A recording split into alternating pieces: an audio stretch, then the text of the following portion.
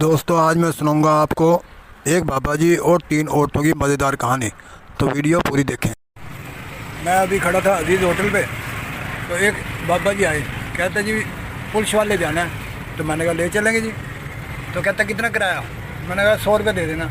कह लो 80 रुपये ले लो। मैं भी सियाना था, मैंने कहा बाबा जी आपसे मैंने 150 नहीं मांगा, इसीलिए सिर्फ जाने वाला 100 रुपये मांगा। बाबा जी को बिठाया, चल पड़ा। डेरे अड्डे पहुँचा, वहाँ पर 3 औरतें खड़ी थी। क्या लग मैंने पूछा जी कहाँ जाना है? कह रहा जी हमने बोर्ड गेट जाना है। मैं कहा बैठ जाओ। कह रहे कितने पैसे? मैं कहा 30 रुपये सवारी दे देना। कहते नहीं हम तो 60 रुपये देंगे। मैंने बैठ जाओ भाई। अब 60 रुपये में उनको जब कहा, वो कहते बाबा जी को आगे बिठा लो। और भी बूढ़ी औरतें हो, बाबा जी एक तरफ बैठे, रिक्शे में 6 सवारियाँ बैठ सकती हैं। तो कहते नहीं जी। खैर वो चिपक के ना बैठ गए।